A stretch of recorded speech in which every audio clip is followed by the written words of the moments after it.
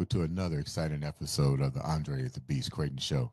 Today, we're going to dive deep into a topic that pretty much this show is based around. Let me go a little bit deeper. Everybody says, what is that beast mindset? My question is not exactly what is a beast mindset, but how do we get the mindset? Simple. I call it trials and tribulations, mind growth. What did you learn from it? What were the situations that took place? And how do you keep evolving? That's that beast mindset.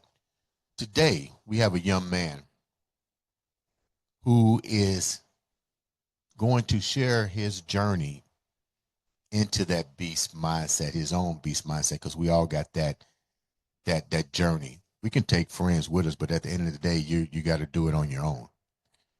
And he's going to share his story on how he was able to come out of the conventional way of thinking to that new mindset. And he's actually teaching other individuals how to elevate. And I'm using some powerful words today. What's going on with me? Today on the show, all the way from Arizona, I'd like to welcome Jason Lamar to the show. What's up, Jason?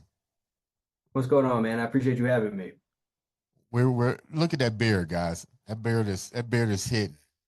That beard is hitting. I got after we get done with the show, I'm gonna ask him what he put in his beard. I'm tired of people asking me what's in my beard. I'm getting ready to get me some information on what's in his beard.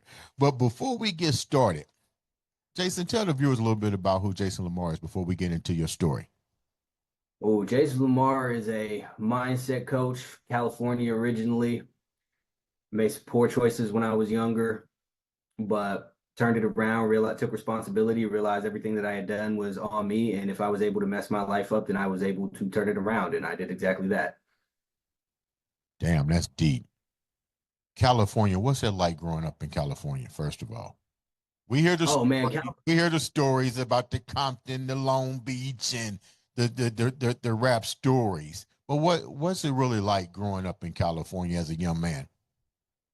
so I can't speak to California nowadays, but when I was there, 90s, early 2000s, it was a lot of the songs depicted pretty accurately. I had good parents who tried to steer me away from all of that, but I still got caught up in it and wanted to hang with the people making poor decisions, and that led to me making some poor decisions myself. Mhm. When you talk about you come from good parents, we're talking both mother and father, strong Yes. foundation. What was your mother and father's occupation, if you don't mind me asking? My mother bounced around and did different stuff, but for the most part, she stayed at home raising me and my sister. My father was in sales my whole entire life. He owned a wood shop when I was very, very young. I wasn't old enough to be around for that, but he told me stories of it. I actually didn't see my dad for a great bit until I was 15 years old, maybe not because he was absent or anything. He just spent all of his time working. He traveled a lot for work. So every few weeks I would see him on the weekend. But as I got older, I understood that he was doing what it was that he had to do to make sure that we were taken care of. You said as you got older, and I can kind of relate. I got a feeling I know where what you can really tell me. How close was you with your father? Because you just said something. As you got older, you realized he was working and doing certain things. So Yep. was there a disconnect or some type of let me put my words into it so it may make sense. My father was there growing up, but he was there with the money. But I wanted him to be there emotionally. Just imagine getting a scholarship and everybody's parents are there, but your parents is not there. I remember when they call it the National Signing Day. Well, National Signing Day when I grew up was a couple of news media cameras and a couple of friends. Now it's ESPN Global, but at that time, the most important piece to that puzzle was I really wanted my father there. But as I got older, I realized, hey, he was doing what he did. You know what I mean? So was that kind of like your situation with your dad? Yeah, very similar. Like I said, he traveled a lot for work, so he was constantly out of town. He would take two some odd week trips, and even during the week or whenever he was present, whenever he was working, he worked a good 2 hours away from where it was that we lived. So he would be gone before I woke up, and he would be back by the time that I was in bed. And he was much stricter than my mother. He was a disciplinarian, which I greatly appreciate now. But at the time, I resented him for that. I barely saw him, and he would just pop back up and tell me what I couldn't be doing or tell me what it was that I should be doing. So when I was younger, I didn't really appreciate it, but now I'm able to look back and see that a lot of where my mindset comes now is stuff that he has instilled in me or stuff that I picked up from watching and listening to him and just seeing how he conducted himself. Do you think that moving forward, a lot of the decisions or choices that you made was out of rebellion because the fact that you was questioning why you giving me things to do and being so forceful if you wasn't this is probably the mindset. I'm trying to ask you.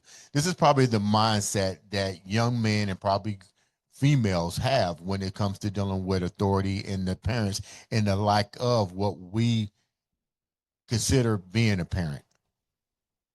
Yeah, no, absolutely. You're absolutely correct on that. He would come and tell me what I couldn't do or tell me who to avoid and then kind of leave again. So that was exactly the people I wound up hanging around as the people that he told me that I should avoid. I wound up doing all of the things that he told me that I shouldn't do, probably a great deal because simply he told me not to do it.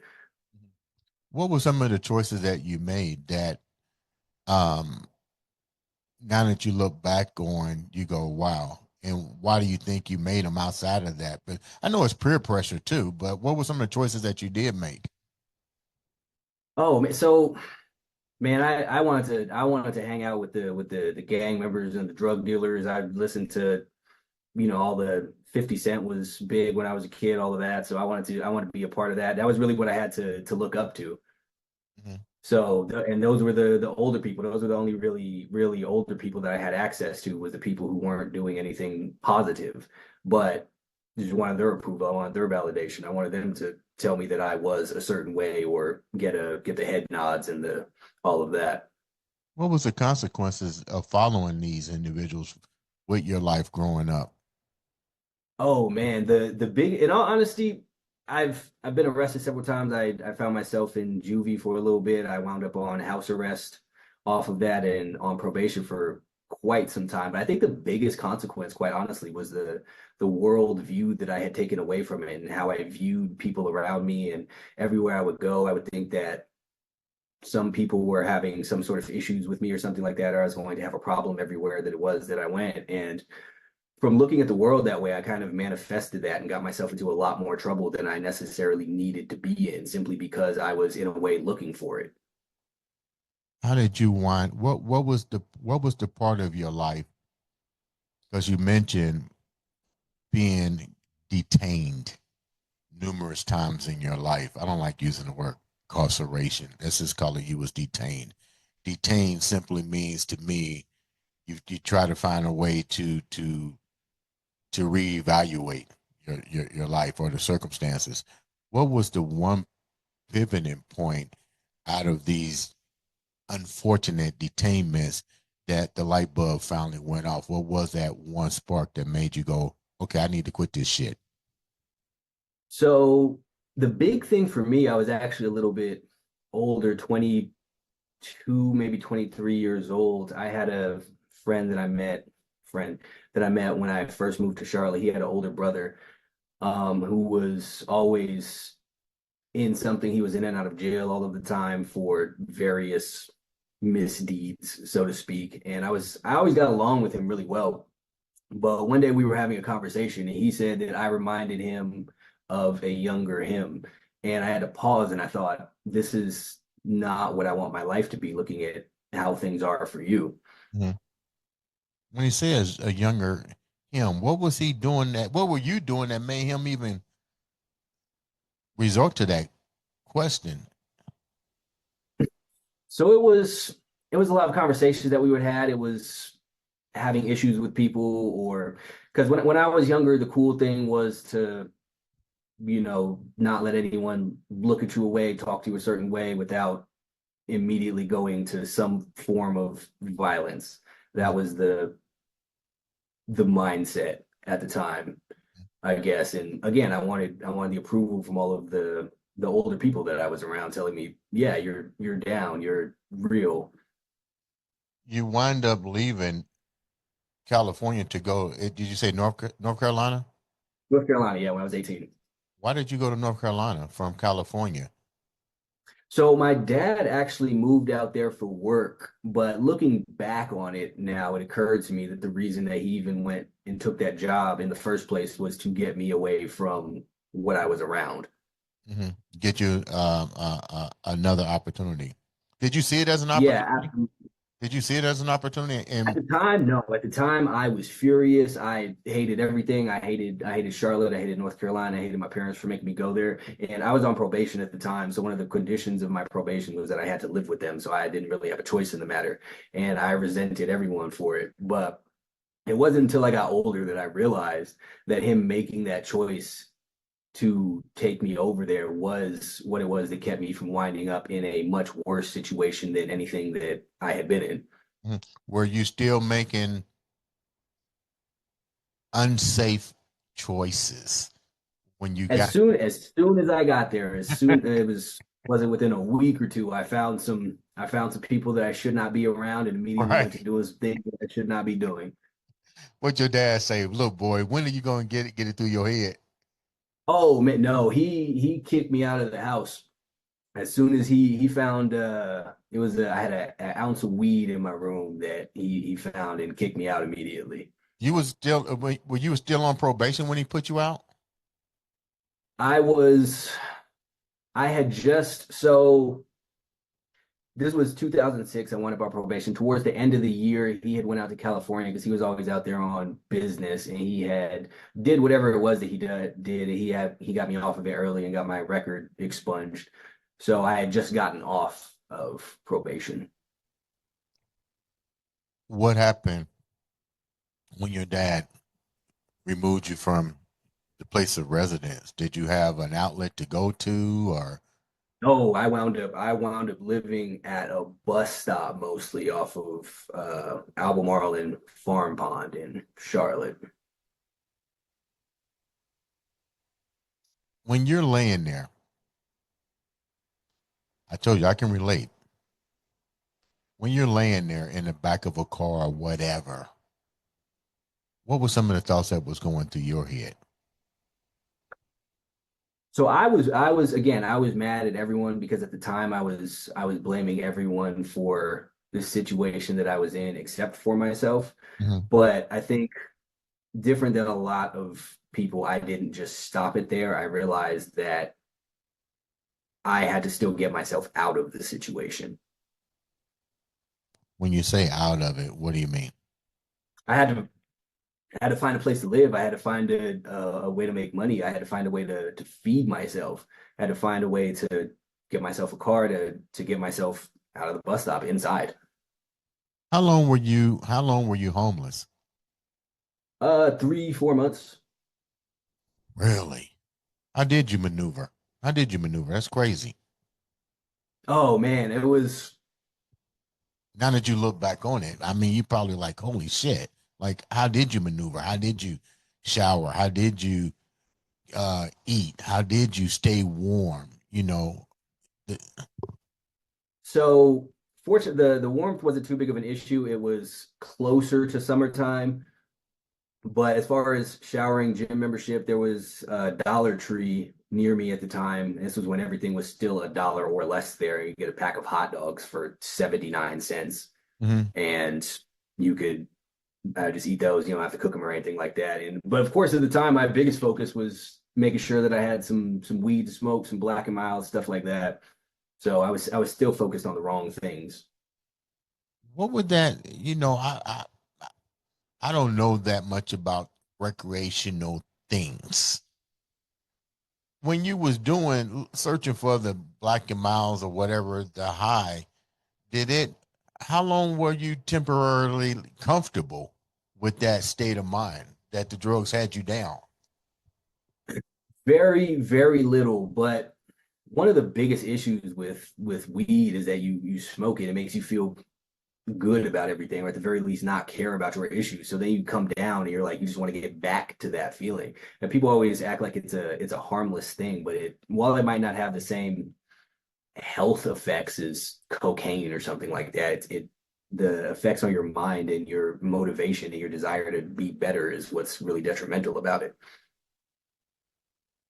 Did you ever consider going back to your parents for help? No, I was way too proud to do that. Did they ever come to you to look for you? They Oh, we yeah, didn't all we right. didn't speak for a while because I had no cell phones weren't everywhere at the time. I didn't have a cell phone. I didn't really have anything like that. So we didn't speak for 6, 7, 8 months. Man, I'm speechless. So you basically just was like your pride was that deep that you said, "Fuck it, I'm gonna just stay out here until I figure it out." Yeah, yeah, 1000%. Because the whole entire point was it was, and I had the issue with my dad and everything. He was telling me that if I was doing all of this, then I wasn't going to be able to make anything of myself or do anything or anything along those lines. So I didn't have it in me to admit that he was correct. So as long as I figured out a way, then he was wrong, and that was what was most important to me. Now you're not the only child from your parents, correct? I have a younger sister.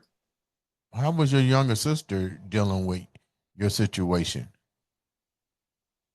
I didn't really talk to her during that time either. She was finishing up high school, I believe. So, and again, cell phones weren't really a thing. She didn't have her own car. She didn't have her own phone. So I didn't talk to her until I was talking to them again. But we had issues for a while after that because she was upset about the stress that I was putting on my parents, which is rightfully so. Were there moments that they put you out of your living arrangements? Were there moments? What was the bottom line here when you was out? When did you say, once again, enough is enough? It had been, honestly, it didn't take that long for me to be like, enough of this is enough, maybe a week or so, because I was outside, didn't want to be outside. I wanted to go inside. Not being able to do that was awful. You can't shower, you can't really lay down anywhere, you're never comfortable, you're not getting any real sleep for any extended period of time. It just took me a while to make enough money that I was able to change that fact. What was your first job and how did you get it? You had no My resume. first Well, my first job, I was 15, 16. I worked at McDonald's. I was in California though. But at that time, I made enough money that I could stay at an extended stay, those little long-term hotel things you like pay for a week. Mhm. And from there, I went and I got a job at Bojangles. I'm not sure if you're familiar with that. It's like a Popeyes or Church's type thing. Mhm. When did your life really start to change around to where you're now teaching? So what was that spark that really elevated you to the point that you say, "Wow, I shouldn't have been blaming Tom, Dick, and Harry. I should have been actually turning the mirror around and looking at myself every day." I didn't come to the conclusion that I need to look at myself, my own choices, and my own actions until I was 27, 28 years old, probably. And this is after I had started doing better. I wasn't doing super amazing, but I had a sales job that I've been working for at the time. I was making what to me at the time was a very decent amount of money. I had a new car, I had my own condo, so I was doing pretty good. But I would look around at the rest of the world. It was at a gym, so there'd be all different kinds of people who came into the gym, and there were people my age, slightly older than me, who were driving around Benzes and Jaguars and all kinds of fancy cars, who were making hundreds of thousands, millions of dollars a year. And I was like, well, if they're doing all of this stuff here, and I'm only where I am at, clearly I'm doing something wrong. Mhm. And I need to figure out what that is. Did anybody, did you meet anybody along the path of this self destruction that you're going through? that took you up under the wing or kind of like mentored you or that you mentored yourself, after? Unfortunately, the only people that I met when I was living more negatively who guided me in any sort of direction were people who were guiding me in the wrong direction. So that was never really something that helped me out, but it wound up kind of being reflecting on stuff that my dad had told me and stuff that I had heard people say, even stuff from songs and stuff like that. Just little tidbits of information that I would just kind of pick up and apply to my own situation. When your life began to change, what was that like for you? It was a really good feeling. It was because that was when the first time I really felt like I was in control of something and that I can get myself to where it is that I wanted to go.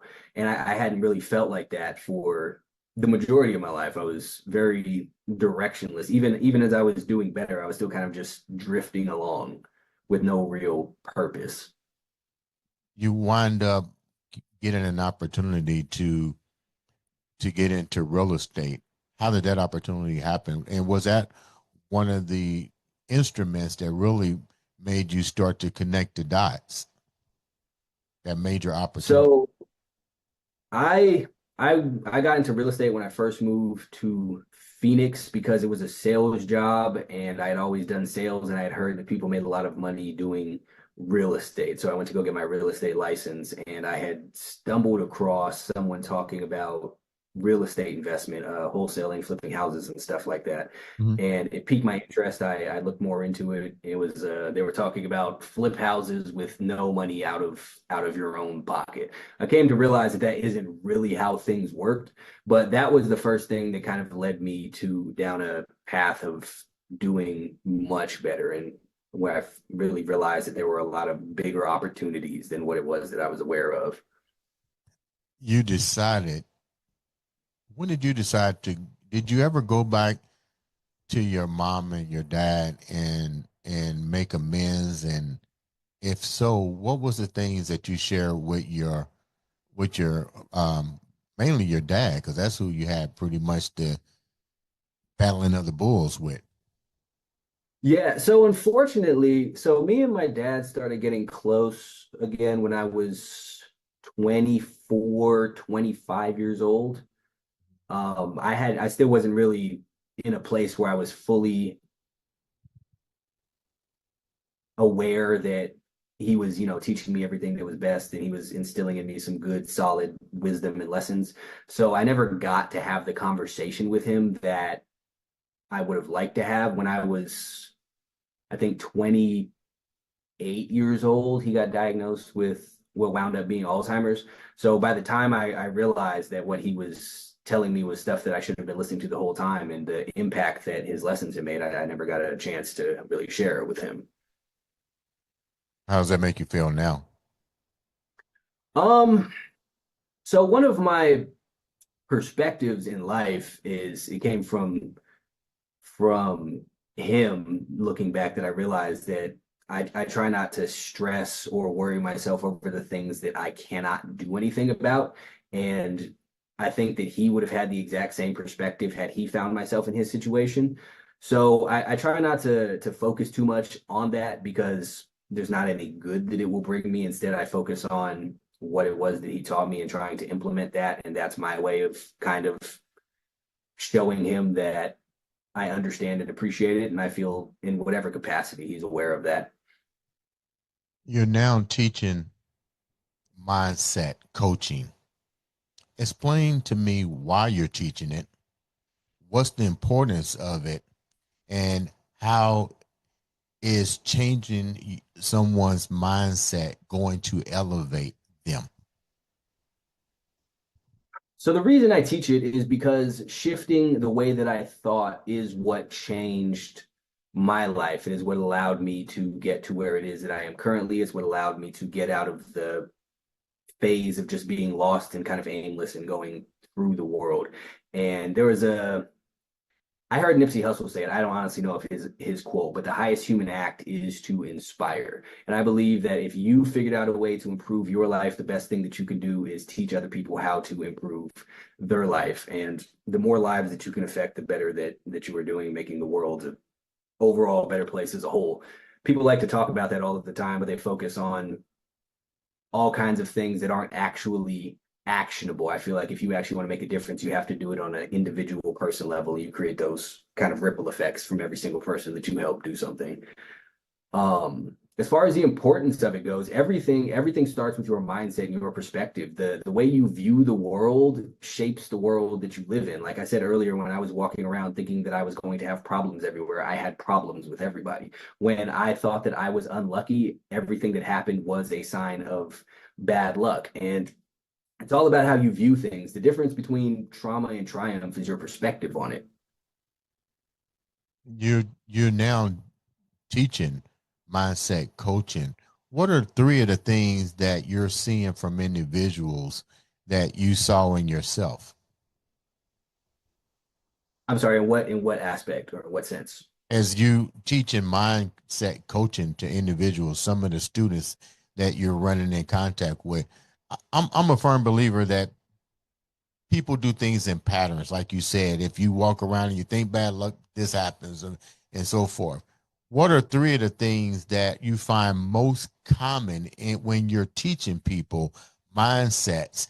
And what are those three things? And are these the same things that you saw in yourself? Mm.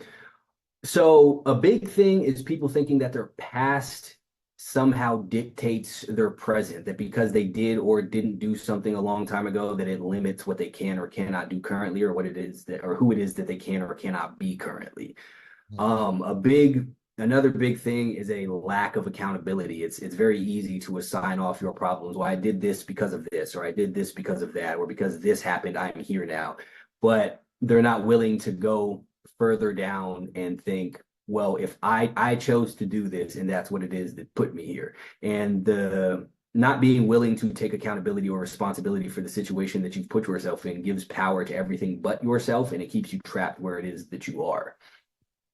How vulnerable do you have to be as a coach to inspire other individuals that you're working with? So I've always been a very guarded, I don't know if it's guarded so much as to myself type person. My mother used to tell me that I should have been a spy, but this period of my life has been where I've been the most open about everything as far as my thoughts on stuff, my perspectives, things that I've been through, how things affected me. Because I've always believed for the most part that you should be invincible, and if not invincible, then perceived as invincible, and anything less than that was a weakness. You said something. Your mom said you should have been a spy. Why she say that? Because again, I was always very private. I was always very secretive. I never answered questions until I was fully aware of why the questions were being asked. I was I was just always very, like I said, guarded. When you're when you're mentoring individuals, are you seeing a increase in different age brackets that people are shifting their way of thinking? And is it more so women or is it men? I do coach some women, but for the most part, it's men. The vast majority are mid 20s to early 40s, but I do get a lot of people who are 16, 17, 18 who reach out to me, which I love to see because if I thought the way that I did when I was that age, there's no telling where I would be currently. So they don't always have the money for stuff, but I'm always here to offer advice to people who need it if I can. Do you find that most of the people that you're trying to teach mindset coaching, um, is it more prevalent in low income um, families? Is it more prevalent in single parent in homes as it relates to men? I think it kind of varies across it's a little bit of everybody. There are people in positions that you wouldn't at all expect who have just such negative views of everything that holds them back. Like they're already doing pretty good in life, but they're just so negative, or they have all of these limiting beliefs just in the back of their mind that are holding them back from being much more than they can be. And then on the lower income side, you have people who have all of these other kind of societally instilled beliefs that prevent them from thinking that it's even worth them trying to do more. So it does vary, but for different reasons. What's the hardest part of your job when you're dealing with individuals? The hardest part of my job is probably the most useful part of my job, which is I spend a large part of my time telling people things that they don't want to hear. Like what? But oh man, you all kinds of things, but mostly that something is their fault and why it is their fault that it has taken place. Whatever their situation, you did this. This is on you. You're lying to yourself. No, you did this. You fucked your life up. And it's one of the most useful things that people can hear, but it is also a difficult thing to just constantly tell people all day. Do people usually, I know you get a lot of rebuttal and people not willing to accept that accountability. You've been doing Yep. this for a while. How long does it take for someone to come to grips that you create your own universe, your own situations? It depends how deep people are down the victim mindset of stuff and how many things people have to point the fingers at. Like I talk to people who are like I've had people who've seen a video that I made and they're like, wow, this changed my whole entire perspective. It's I can see how stuff is on me. And then I've talked to other people and they're willing to accept it up to a certain point, and then they get to I don't know, something that happened in their childhood or something like that. And all of a sudden that's where the accountability stops. So there's a lot of people who are willing to accept it up to a certain point. But some people come around quicker than others. I've had people get mad at me immediately, then come back to me months later and apologize and be like, you were right. I understand what it is that you were saying now. How much as before we wrap up, how much of your teaching, let me rephrase this. How has social media Mm. crippled your ability to get your point across? Honestly, I think social media, if it wasn't for social media, I wouldn't be doing what it is that I'm doing now. This is what has allowed me to get to a broader audience and reach the most amount of people. I know there's a lot of censorship type things, so to speak, and people have short attention spans probably due to Hmm. social media. And if they don't, something doesn't catch their eye in the first 2, 3 seconds, then they're on to the next thing. And if you look at the interesting thing is if you look at any social media platform, you can see the most viewed accounts are always people who are it's celebrities, it's the Kim Kardashians or the soccer dude whose name I can't forget. It's always nonsense and entertainment stuff like that. And people swear that they don't know what to do, but there are people everywhere giving out free information for stuff. But they focus on the escapism more so. But at the end of the day, like I know that my message and what I do isn't for everybody, but it catches the people that it needs to catch. And that's what's important. Before we wrap up, you're looking in the mirror. You're looking in the mirror right now and you're talking to yourself. What are you telling yourself? Keep going. Like, regardless, stuff is going to be hard. That's a good thing. The hard things are the better things. When I was younger, I used to want things to be easier. But when things are hard, that's when you know that you are on the right path. How can the viewers reach out to you and learn more about changing their mindset and what kind of individuals would serve best from your program? Anybody who doesn't feel like they are where it is that they want to be in life and feels like they do not know where to go and is not sure why, as a whole, everybody can always use an improved mindset, but I can be reached. I'm on all social media, the Jason Lamar, shoot me a DM or whatever the mode of contact is on that platform. I get back to everybody. Leave the viewers with that beast mindset that you deal with every single day. Mm. Your World is a product of your worldview. Every single thing is what you make of it. Nothing is bad unless you label it as bad. There is a lesson to be learned in every single thing that happens. And without adversity, you will never be anybody worth being. Ladies and gentlemen, this has been another exciting episode of the Andre the Beast Crayton Show.